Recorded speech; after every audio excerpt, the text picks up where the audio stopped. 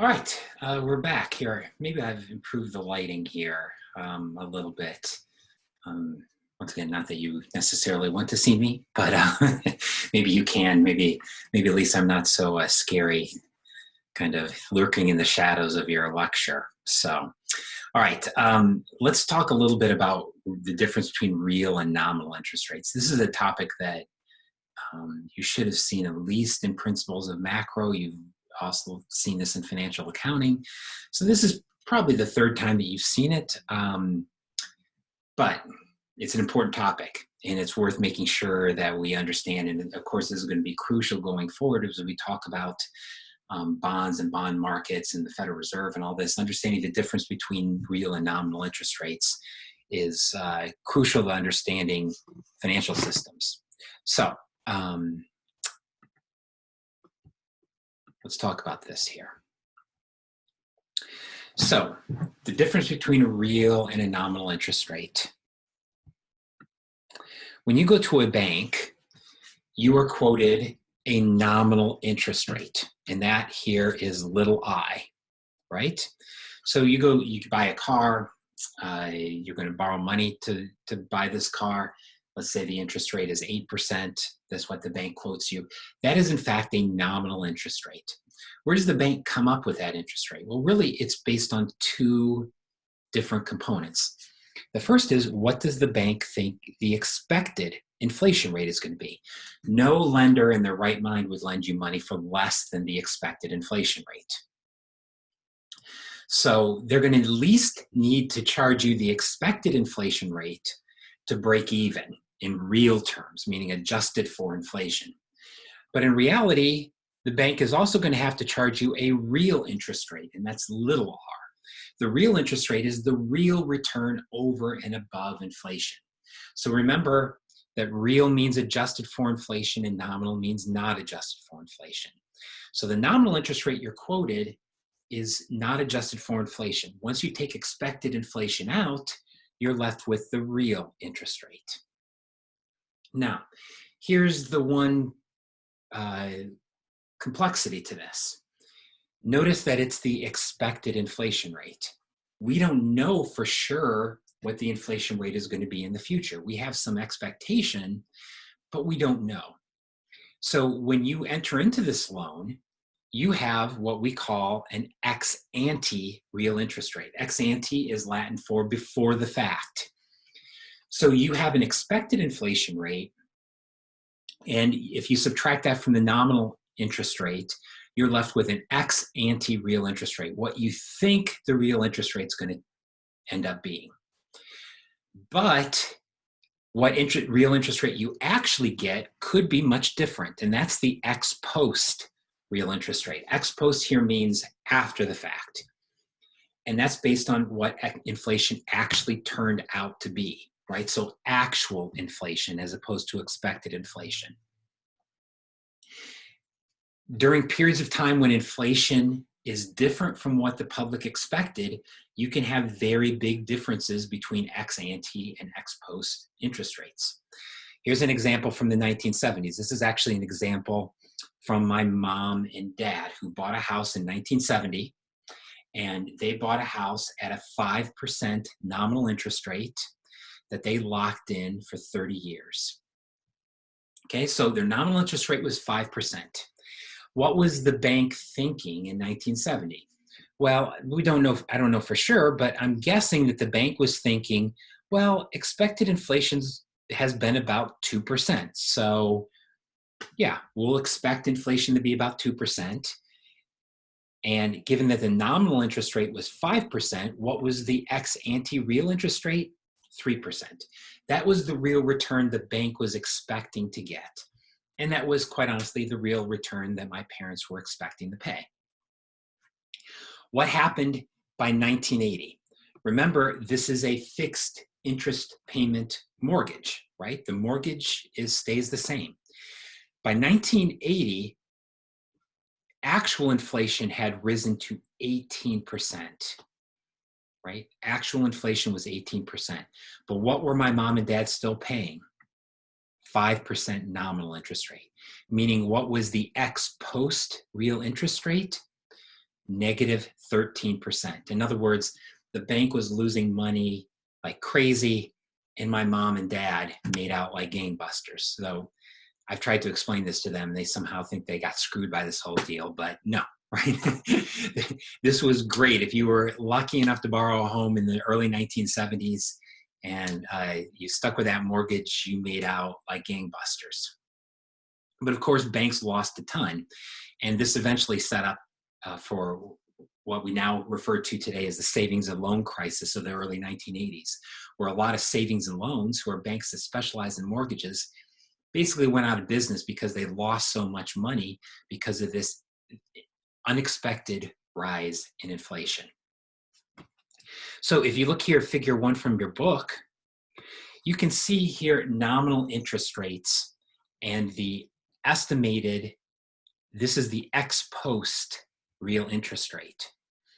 And so notice here, during periods of time when inflation is relatively stable, the ex post real interest rate is relatively stable. In other words, ex ante is close to ex post. When there's nothing unexpected happened, ex ante is relatively equal to ex post. But look what happened here in the 1970s when inflation began to go up. You see that ex post real interest rate went down, and oftentimes it was negative, right? Oftentimes it was negative. And then you see in 1980s, it actually, this turned around. When inflation began to fall, then the ex post real interest rate went way up, right? So in other words, when inflation was unexpectedly high, ex post real interest rates were very low. And then when inflation became unexpectedly low, ex post interest rates went very high. So the key thing here to understand is that whenever you have unexpected inflation, it creates winners and losers. Unexpected increase in inflation hurts lenders and helps borrowers. An unexpected decrease in inflation hurts borrowers and helps lenders. Either way, it creates winners and losers, right? And so one of the chairmen of the Federal Reserve said, inflation is a thief in the night. And that is definitely true. There is no better way to ruin a financial system than to have unexpected inflation. And we will talk about this time and time again, is what do we see, probably what is the one defining characteristic of countries with disastrous financial systems? They have volatile inflation, right? Banks can live with high inflation. Banks can live with low inflation. What banks cannot live with is inflation all over the place, right? Because they can get hurt when inflation is unexpectedly high. But the other thing is they can get hurt when inflation is unexpectedly low. Because while in theory this should help them, it also hurts the borrowers. And if the borrowers get hurt too much, what do they not do? They don't pay back their loans, right? So really banks can be on the hook for unexpectedly high inflation. They can also be on the hook for unexpectedly low inflation. And so, as I said, this will be a recurrent theme that we talk about, is that there's no better way to ruin a financial system than unexpected inflation or deflation, right? First example is the Great Depression, right? Inflation during the Great Depression was negative 25%. That meant that ex post real interest rates went through the roof. As I said, in theory, that probably should have helped banks, but in practice, it hurt borrowers so much that they just didn't pay back their loans. So in Iowa, 40% of farms were in default in 1931, right? There's no way that an Iowa bank was not going to be in danger of going out of business with 40% of their borrowers in default, right? And so, yeah, right, banks can get screwed either way. Another example of how inflation can kill finance is Argentina, right? So this is just kind of one of these amazing facts that a bondholder who purchased $1 billion worth of Argentinian bonds, and then the bond converted that into pesos and held that bond, today, by 1994, would have been left with real purchasing power of 1/13 of 1 cent, right? That is how inflation can eat away at the real purchasing power of money. And so there's no better way, right, to ruin a financial system than through inflation or deflation. How do you protect yourself from inflation? One case study that your book talks about is something called the Treasury Inflation Protected Security, or a TIPS bond. And so these are unusual bonds that are offered by the government. They actually adjust their nominal interest rate every year for changes in inflation, right? So these bonds basically guarantee a real return, right? It guarantee you a very real return. That makes them very, very safe. Unfortunately, it also makes their interest rates very low, because low risk means low return. But yeah, if you're really fearful of inflation, buying one of these TIPS bonds is an attractive way to do this. In reality, the government doesn't really issue very many TIPS bonds, because over the last 15 to 20 years, inflation's been very steady in the United States. And so most investors don't perceive a big risk of inflation right now. And so that obviously makes these TIPS bonds less attractive. Your book also has another case study that I'll just kind of let you read in more detail about negative interest rates. Negative interest rates is a phenomenon that's happened in many countries across the globe. In fact, there's some worry that it might even happen here in the US. It is possible for interest rates to be negative, right? Nominal interest rates, not real interest rates, but nominal interest rates. In 1998, a 6-month Treasury bill in Japan had a very, very small but negative interest rate.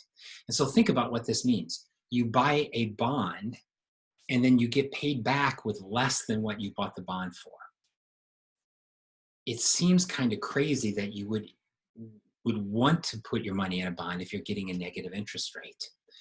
Because what can you do? You can just hold your money, your savings in cash, and you get a 0% interest rate, right? And so it seems like 0% is better than negative. Why would people pay a negative interest rate? Well, as I said here, there's really a premium for security, right? In reality, people can't hold that much cash, both for security considerations, but also just the logistics of this. $1 billion in $100 bills fills 2 Brink trucks, not an easy amount to manage physically. And so, yeah, money has to find some place to park. And in a world of negative interest rates, people basically are paying for the right to park their money someplace. And so, but you can imagine that this is almost always a sign of a very sick financial system, right? I mean, it really undermines people's incentives to save, and to save productively. And so we won't get into what was happening in Japan in the 1990s, but yeah, it's a sign of a sick financial system. Interest rates during the European debt crisis turned negative in Europe. And once again, it's a sign of a sick financial system. Interest rates in the US are very, very low right now. They're not negative, but they're very low. Interest rates that low are a sign of a sick financial system. And obviously the primary source of sickness in our financial system right now is what's going on with this pandemic, right? And fear and risk that I think that most people in the financial system really didn't incorporate when they're thinking about buying bonds and stocks. And so, the kind of the fear that's existing right now is one of the things that's driving down interest rates. And so I want to maybe talk about this here just a little bit in this third section of our lecture. And to think about the risk of holding a bond more deeply, right? We talked about earlier about the risk of holding bonds, and its default risk, and its liquidity risk, and its interest rate risk, and its inflation risk. Those are the 4 kinds of risk. But if you want to think more kind of big picture about the sources of risk, you can think about risk as coming from maybe 2 fundamental sources. One is probabilistic risk. This is risk that is uncertain but can be quantified, right? In other words, it's a known risk. This would be like flipping a coin, right? If I flip a coin, what's the chance that I get heads? 50%. What's the chance that I get tails? 50%. Do I know whether I'm going to get heads or tails? No, there's a risk there. but I can quantify that risk, right? It's probabilistic. So when you take stats, you're talking about largely probabilistic risk. And probabilistic risk is the kind of risk that financial professionals find it easy to deal with because it's risk that they understand, right? They can develop models and sophisticated investment strategies to try to minimize this probabilistic risk. And in fact, those of you who are finance majors, when you take asset pricing and investments, you'll talk about all of these ways that you can minimize probabilistic risk. Probabilistic risk, once again, means that risk that we can understand. But there's another kind of risk that I think is more scary. And if you think about what's happening now with the pandemic, is more crucial to what's going on. And this is what we call fundamental risk. Fundamental risk is a risk that is unknowable. And as a result, it can't be characterized. This is the risk from unknown unknowns, the things that we just simply can't expect. A meteor falling out of the sky, a virus from the wilds of China infecting the human population and shutting down the US economy, right? These are risks that we can't really understand because we really have no basis in history to understand them. Oftentimes in finance, these risks are referred to as black swans. And what's a black swan? Well, a black swan really goes back to the story that when the first British colonizers went to Australia, they saw for the first time black swans, and they went back to England and they said, "You won't believe this, there's black swans." And people in England said, "Bullshit. There's no such thing as a black swan. Everyone knows the swans are white," right? Why did they not believe there were black swans? Because they'd never seen anything like this in their life, right? It's really hard to understand these kind of risks because we really have no conception on which to base our assessment of these kind of risks.